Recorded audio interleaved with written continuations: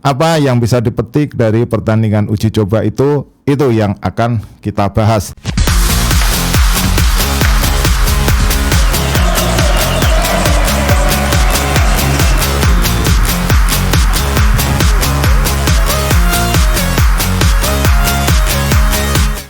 Salam pemirsa, ketemu lagi di Titis Corner dan Argentina, tim nasional Argentina baru saja menjalani pertandingan uji coba melawan Ekuador untuk persiapan Copa America 20 Juni hingga 14 Juli mendatang.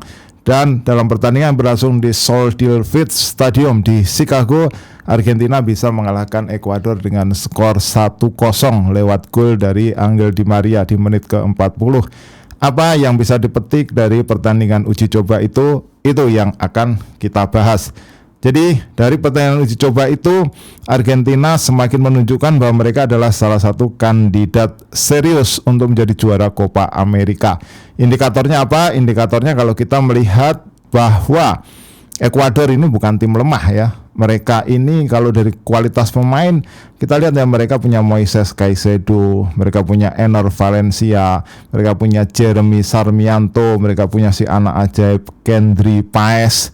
Jadi secara kualitas individual pemain, Ekuador sebenarnya tidak bisa diremehkan. Tetapi Argentina dalam statistik pertandingan ya, mereka menguasai jalannya pertandingan. Meskipun ini baru pertandingan uji coba pertama mereka setelah berkumpul di awal Juni di Miami. Jadi mereka berkumpul dulu di markasnya Inter Miami, kemudian mereka bertolak ke Chicago untuk pertandingan lawan Ekuador. Nah, setelah ini 9 Juni mereka akan menjalani laga uji coba berikutnya 20 Juni mendatang bertemu dengan Guatemala.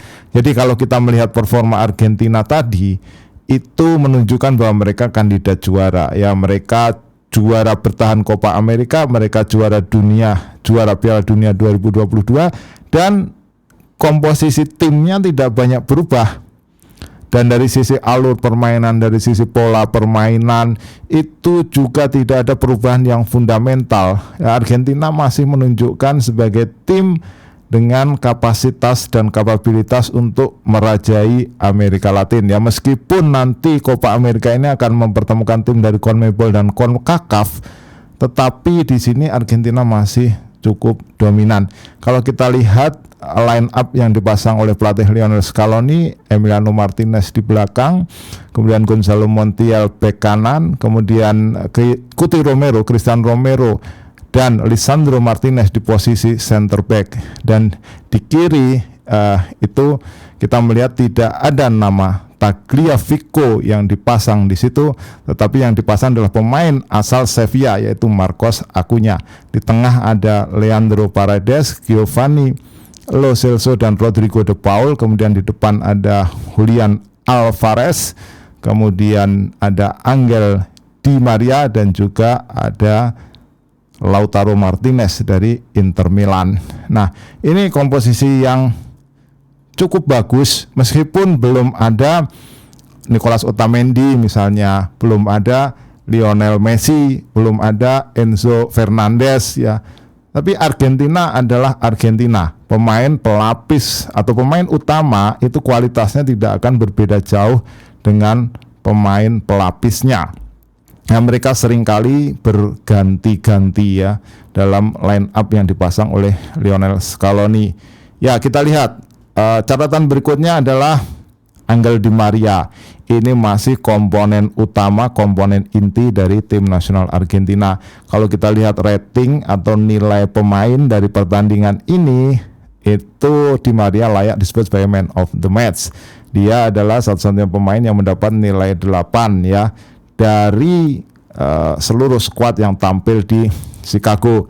Nah, berikutnya selain Di Maria itu adalah Cuti Romero. Nah, Romero ini juga menjadi pemain senior yang masih sangat krusial perannya bagi Argentina dengan nilai 7 untuk penampilan melawan Ekuador. Nah, berikutnya yang lainnya ini masih belum tampak ada pemain yang menonjol. Jadi dua pemain yang cukup bagus performanya lawan Ekuador itu adalah Angel Di Maria, terutama golnya. Kalau Anda lihat golnya cantik ya, penempatan bola itu ke sisi jaring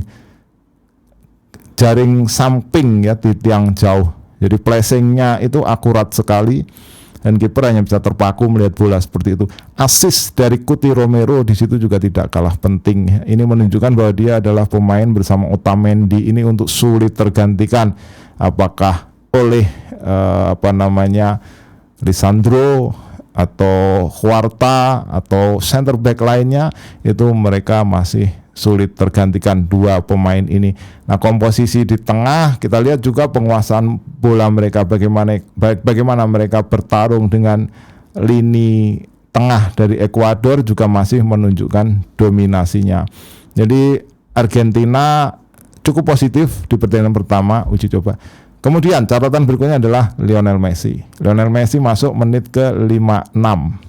Nah, ini juga masih menunjukkan bahwa dia adalah figur sentral bagi Argentina. Jadi satu momen ketika dia memberikan umpan kepada Enzo Fernandez, itu umpannya adalah umpan yang begitu cerdasnya.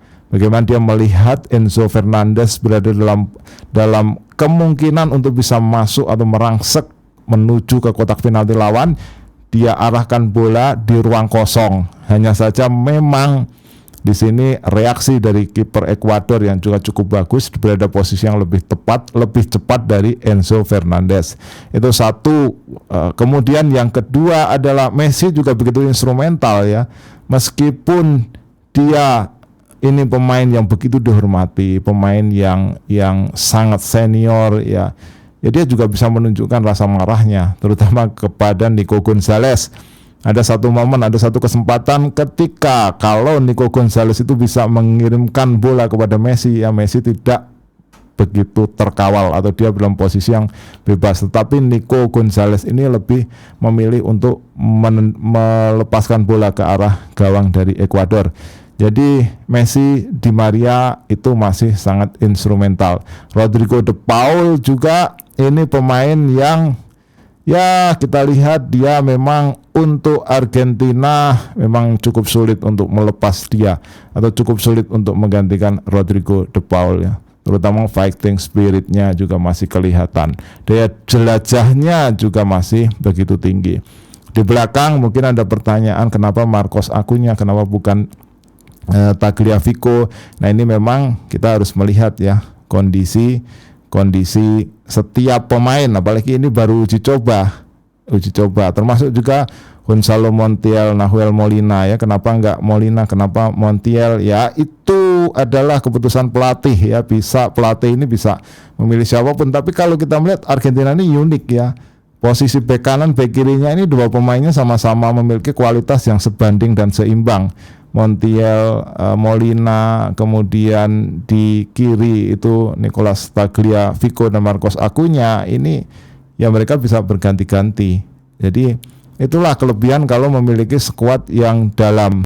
Nah, kita lihat juga di depan ya, di situ Messi, Alvarez, Lautaro Martinez, Di Maria ini juga bisa berganti ya, termasuk ketika Angel Korea diberikan kesempatan untuk tampil meskipun menit bermainnya tidak begitu banyak. Nico Gonzalez juga punya kesempatan untuk tampil. Nah, dalam kondisi seperti ini, uji coba pertama baru berkumpul, mereka bisa menang lawan Ekuador. Nanti kita lihat di uji coba lawan Guatemala sebelum menilai lebih lanjut bagaimana kemungkinan Argentina untuk kembali mempertahankan gelar Copa America yang mereka raih 2021. Silakan jika Anda punya komentar, tulis di kolom komentar. Kita ketemu dalam pembahasan berikutnya. Salam.